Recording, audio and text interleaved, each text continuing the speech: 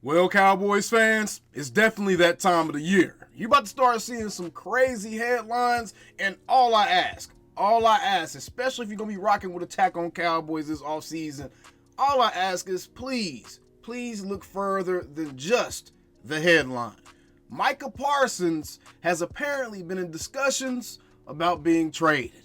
Let's get right into this. I'm going to tell you right now, this is ridiculous and this is shameless, but there are some interesting things going on that I kind of want to throw into the atmosphere to let us know that, hey, maybe these conversations actually have happened. Let's get right into it and be sure to subscribe for more Dallas Cowboys content. Stop it. Micah needs to be a Cowboy.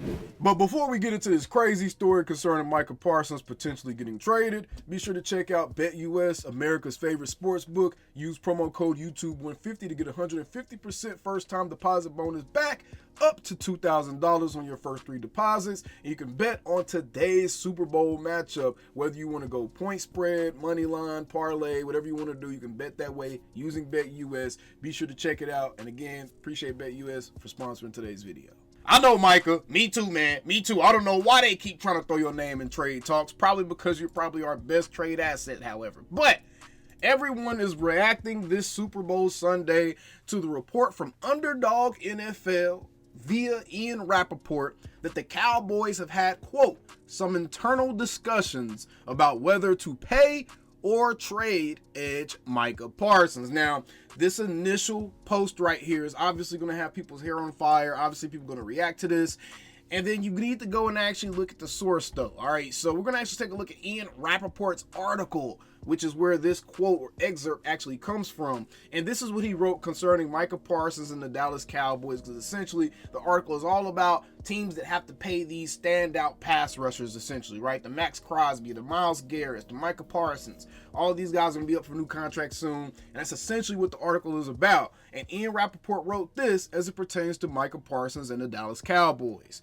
Normally open with his opinions, the Cowboys' 25-year-old superstar hasn't said much of anything about the team's promotion of Brian Schottenheimer after a surprise parting of ways with head coach Mike McCarthy, a move Parsons called, quote-unquote, devastating, even though Micah Parsons is the same person that questioned Mike McCarthy's work ethic and, all the other stuff. While there have been no trade talks, sources say there have been at least some internal discussions about whether to pay Parsons or trade him for a king's ransom. If the Cowboys are willing to listen, they may get it. Cowboys COO Stephen Jones told NFL.com in December that the team will study the wisdom of having so much money invested in so few players, but added, I can't imagine there's a scenario where he's not wearing a star on his helmet. Parsons is due about $24 million on a 5th-year option of his rookie contract in 2025. So that is literally the extent of what Ian Rappaport wrote about Micah Parsons being traded. And now clearly you're going to see a bunch of headlines talking about the Cowboys discussing possibly trading Micah Parsons. Hopefully this puts this in proper perspective for everyone to let you see that there's no actual substantial talks going on. Nothing has actually happened to give this any true validity, right? Outside of Micah Parsons being up for a contract and Stephen Jones being the cheap butthole that he's been known to be. And then you start putting together a couple of things, right? You start putting together a couple of interesting pieces to this. And at this point, this is just me adding on to this, adding more context, right? Calvin Watkins just recently reported that Micah Parsons told Sports Day DFW he's spoken to new defensive coordinator Matt Eberflus, and on Brian Schottenheimer, he said, quote, we just got to build relationships. I never had a one-on-one with Shotty or nothing like that. So building relationships is important, end quote. Why is that important? Because you would think that the Cowboys really saw Micah Parsons as the centerpiece of the team, as the guy that they were building this team around for the foreseeable future. If Micah Parsons was really that guy for the front office, don't you think that they would have had a head coach that Micah Parsons would have at least known a little bit, would have liked, would have had some kind of conversation, would have had some input on, would have, I don't know, has some type of prior relationship with him? But it seems like in the hiring of Brian Schottenheimer, they didn't take Micah Parsons into account at all, especially considering Micah's never talked to the guy before. So What is it that Jerry and Micah them are talking about when they're meeting up in these suites and going to all these different events? And Micah's trying to tell Jerry, like, hey, we need to get these contracts done early, as he said in this article written by Nick Harris for the Star-Telegram. Parsons said this as it pertains to his contract. Everyone waited their turn, Parsons told Bleacher Report. CD did his 4 years. I did my 4 years. Dak did his. We all wait our turn. This is a business where everyone gets handsomely paid after they wait their turn.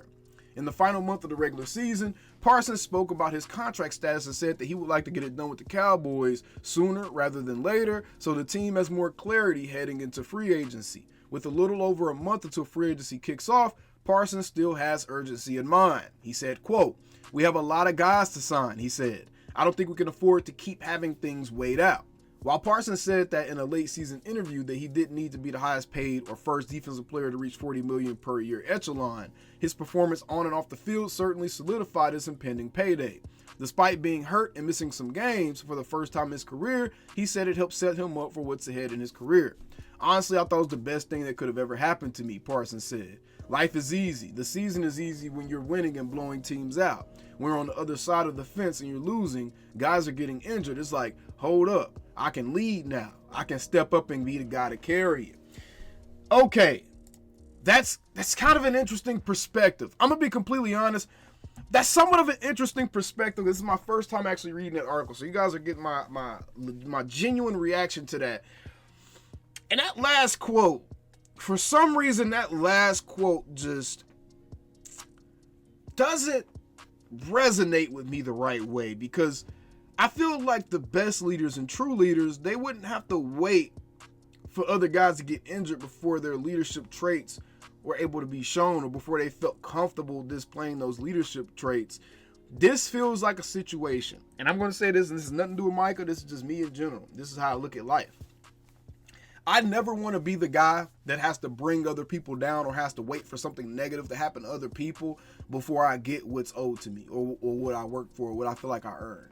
I want to be that guy who was so undeniable, who was so talented, who was so good at whatever it is that we're tasked with doing, that I demanded the recognition, I demanded the respect, I demanded my peers' attention. I want to be that guy. I don't want to have to let someone go to jail. I don't want Law Nation to have to go to jail. I don't want CFT or any of these other guys to fall off the face of the earth before I'm able to get any of my shows seen. I want to be good enough to where my shows will be seen regardless of what anybody else is doing. So that last comment by Mike, I'm not gonna lie, it kind of resonates with me kind of in an off way, because I just don't think like that. And I don't think that the best really think like that. I don't think the best need to wait for people to move out the way before they're able to really shine, man. I think that right there kind of shows a flaw in Micah Parsons' thinking a little bit. But beyond that, all of this is interesting. Micah's pressuring the front office about getting these contracts done. The front office is making moves for the franchise for the foreseeable future without really taking Micah Parsons into account.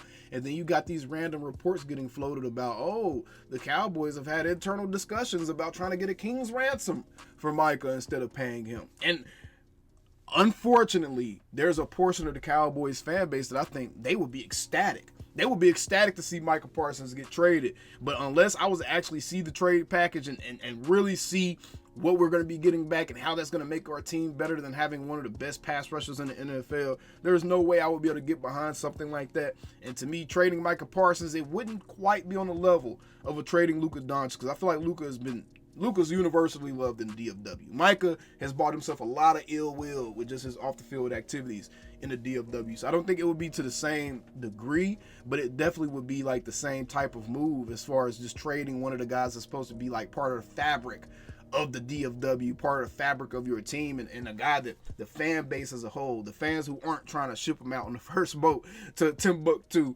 the fans as a whole, they take pride to be able to say, hey, we got some of the best guys in this profession playing for our organization. I think that part gets lost on people when it comes to fandom and cheering for these organizations. Sometimes you can appreciate just having elite talent on your squad, whether you're winning or not.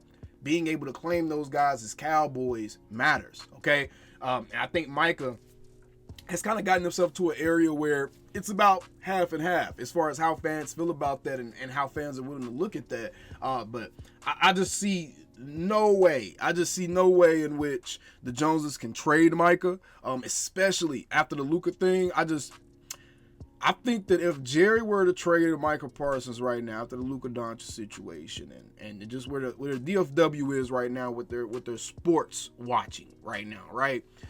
He would never recover. His reputation would never recover, especially if he never actually won a Super Bowl after that trade.